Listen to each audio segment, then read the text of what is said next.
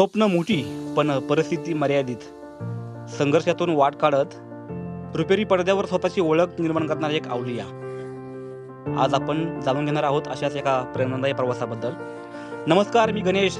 आपण ऐकत आहात यशस्वी कथा समिती अंश ही पॉडकास्ट मालिका.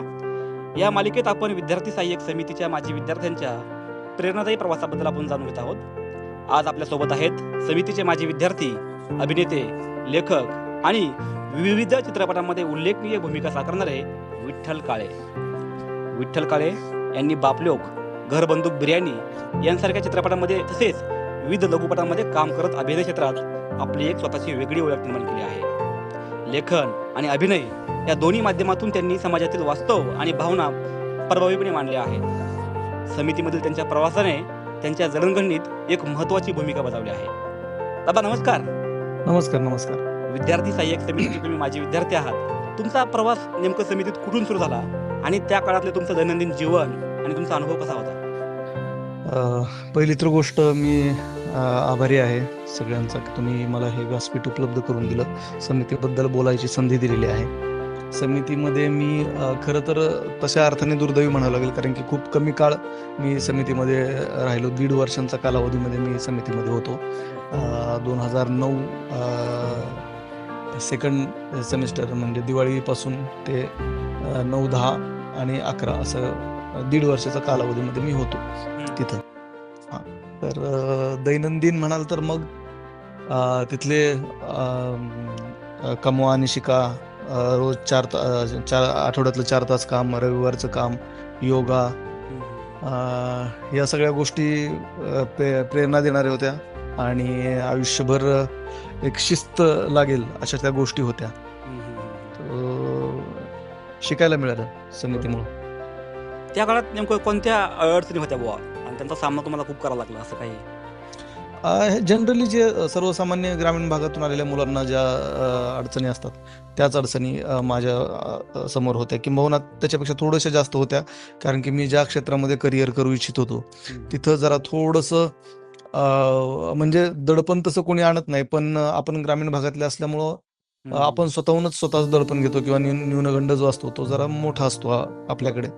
उगाच आपण त्याचं बाऊ करून ठेवलेलं असतं. तर त्या गोष्टी जरा थोड्याशा दडपणाखाली येत होतं. बोलणं असू द्या, राहणं असू द्या, किंवा सिव्हिक सेन्स नावाचा जो प्रकार आहे तर तो, कारण ग्रामीण भागामध्ये अशा गोष्टी शिकवल्या जात नाहीत, म्हणजे आपल्या अंगभूत नसतात, कारण की त्या शिकवल्या जात नाहीत, कारण की ह्या सगळ्या शिकवायच्या गोष्टी आहेत. त्यामुळे या गोष्टींचा सामना जरा थोडा विनोदी अंगाने करावा लागला. काही लोकांनी पण बऱ्याच लोकांनी समजावून सांगितलं, बऱ्याच लोकांनी ऑब्झर्व करण्यासाठी वेळ दिला. सो ऑब्झर्व करून, काही गोष्टी शिकून, काही गोष्टी प्रॅक्टिस करून शिकत गेलो.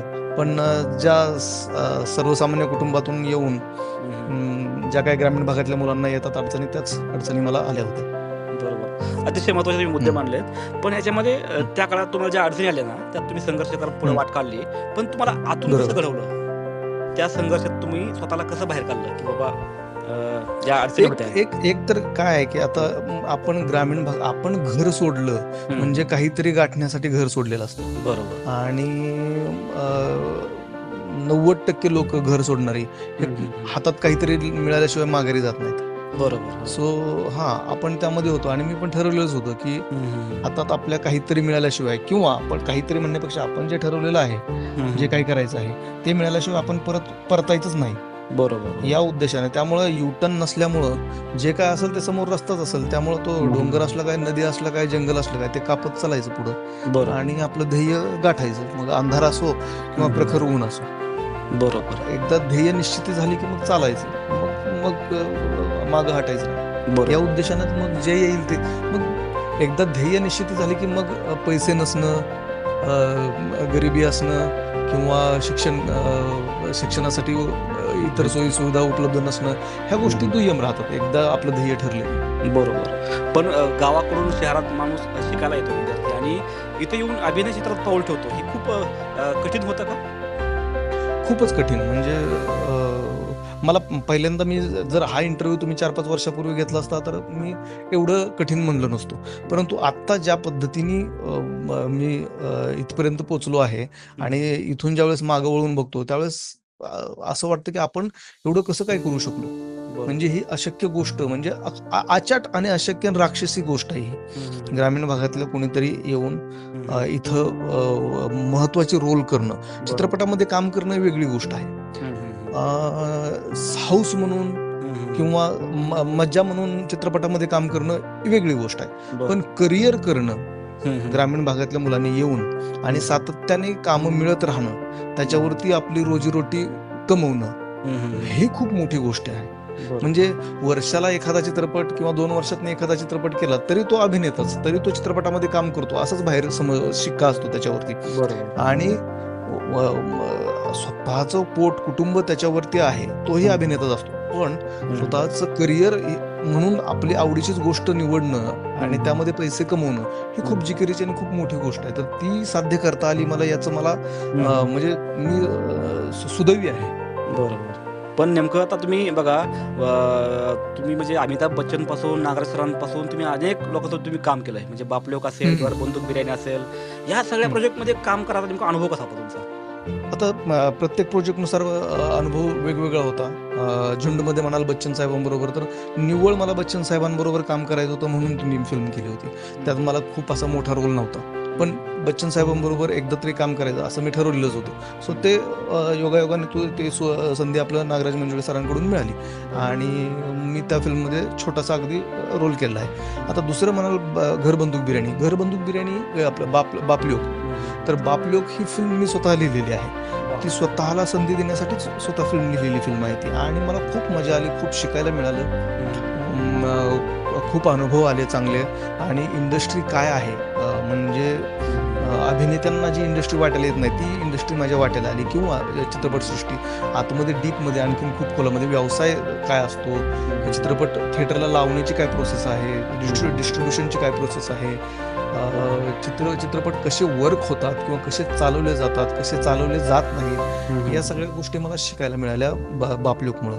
बरोबर. एक लेखक म्हणून मला उभा केलं. मला म्हणजे आयुष्य जातात बऱ्याच लोकांची अवॉर्ड मिळण्यामध्ये. बापलोक एका चित्रपटाने मला सगळे अवॉर्ड दिले ऑलमोस्ट. म्हणजे नॅशनल जर सोडला, नॅशनलमध्ये का मिळालं नाही मला जरा म्हणजे काय कळत नाही, पण स्टेटचे अवॉर्ड मिळाले, फिल्मफेअर मिळाले, झी मिळालं, मटा मिळालं, सगळे अवॉर्ड मिळाले. आणि फक्त अभिनयाला नाही तर लिखाणाला, अभिनयाला, दोन्ही.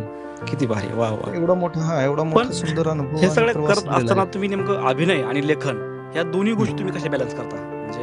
म्हणजे लेखन म्हणजे तसं आता काय आपण म्हणा, दर्जेदार कितपत लेखक आहे मला माहित नाही मी, पण लेखन केलं कारण की स्वतःसाठी फिल्म लिहायची होती म्हणून मी लेखन केलं.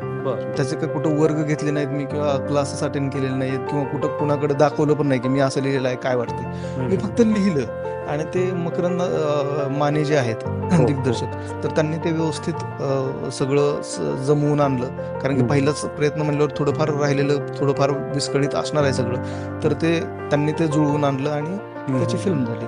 तर ते आता लेखक म्हणून तसं कवी, माझा कविता संग्रह आहे आता, कदाचित तो येईल 4-5 महिन्यामध्ये मी प्रकाशित करेल. तर तशी एक सवय होतीच रोजची लिखाणाची म्हणून, तर तिचा उपयोग तिकडे फिल्म लिहिताना झाला.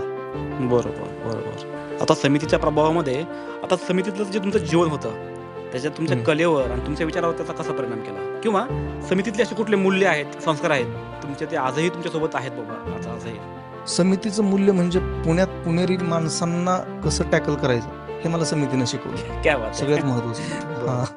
म्हणजे काय आपण म्हणूया, म्हणजे हे खूप पॉझिटिव्ह अर्थाने घेतलं पाहिजे मी जे बोलतोय आता ते लोकांनी. म्हणजे पुण्यामध्ये म्हणजे एका भूतासमोर किंवा राक्षसांसमोर एखादं नाटक करणं सोपं, पण पुणेकरांसमोर नाटक करणं आणि त्यांची वावा मिळवणं ही खूप अवघड गोष्ट आहे. तर ती समितीकडून मला शिकायला मिळालं. समितीमध्ये जे पुण्यातली लोक, म्हणजे मूळचे पुणेकर, बरं का, मी बाहेरचे म्हणत नाही, मूळ पुणेकर जे आहेत ते सगळे समितीचे बॉडीवर होते ना. तर त्यांच्याशी बोलत असता मग ते हळूहळू पुण्यातले लोक कसे आहेत, त्यांचं ह्युमर काय आहे, त्यांचं सिरियसनेस काय आहे, हे हळूहळू कळायला लागलं. आणि ते मला इकडं मग नाटकामध्ये पण पुण्यातल्या माणसांबरोबर ते टॅकल करायला मिळालं. नाहीतर मग समिती जर नसती मध्ये तर मला तो फिल्टर मिळालाच नसता. मी डायरेक्टली त्यांच्याकडे गेलो असतो तर कदाचित अपमान, न्यूनगंड किंवा दुर्लक्ष अशा गोष्टी स्वतःला उगाच जाणवत राहिल्या असत्या. म्हणजे की त्यांच्या दैनंदिन गोष्ट आहे त्यांची, पुण्यातल्या लोकांची. बरोबर. तर त्या समितीनं मला एक ढाल बनली म्हणायचं थोडक्यात. बरोबर बरोबर. पण या सगळ्या प्रवासामध्ये तुम्ही आता बघा, अलीकडच्या काळामध्ये गावाकडून जेव्हा मुलं येतात पुण्यात शिकायला, तेव्हा वेगवेगळ्या डिपार्टमेंटला, वेगवेगळ्या फील्डला ॲडमिशन घेतात. पण तुम्ही कसं या फिल्म मेकिंगकडे वळलात किंवा तुम्हाला इकडे काय यावं असं वाटलं? नाही मला सुरुवातीपासून यायचं होतं. म्हणजे पुणे हे एक टप्पा आहे इकडे येण्याचा. पुण्यात यायचं होतं हे कदाचित हे आणखीन दुसऱ्या तिसऱ्या शहरात असतं तर मी तिकडे गेलो असतो.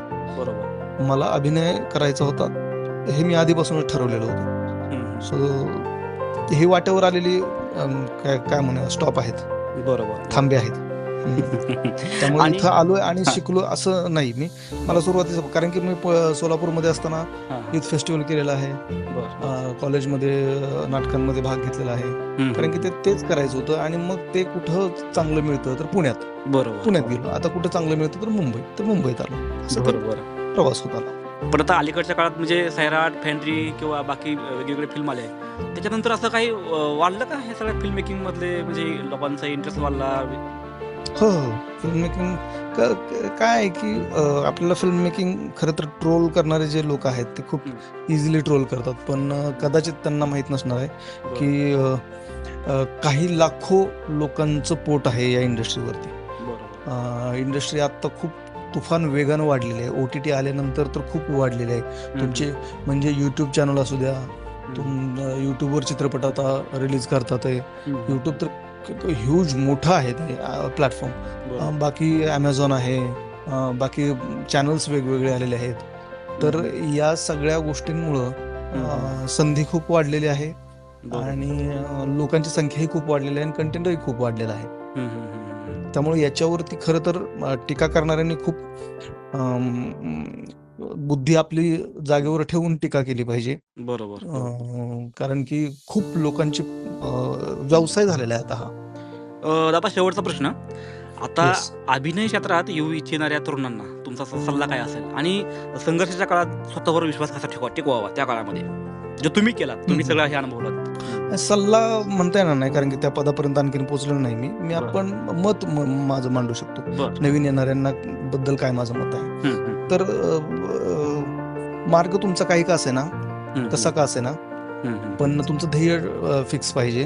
तुम्ही ठरवलं पाहिजे की हे करायचं आहे.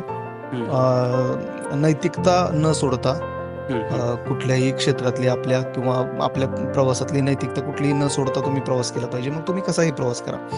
आणि दुःखांना जास्त कुरवाळत बसण्यात मजा नाही, कारण की दुःख सगळ्यांकडेच आहेत आणि ते सगळे मनाच्या अवस्था आहेत त्या सगळ्या. तर तुम्हाला कितपत त्याचा बाऊ करायचा आहे हे तुमच्यावर आहे. बरोबर. आणि संधी असते, प्रत्येक ठिकाणी संधी असते. काय म्हणजे हे एका वाक्यात सांगण्यासारखं नाहीच आहे, कारण खूप आहे हे. संधी तुम्हाला काही वेळेस शोधावं लागते, काही वेळेस तुमच्याकडे येते, काही वेळेस लपून बसलेली असते, काही वेळेस तुम्हाला निर्माण करावी लागते. असं वेगवेगळे संधीचे प्रकार आहेत.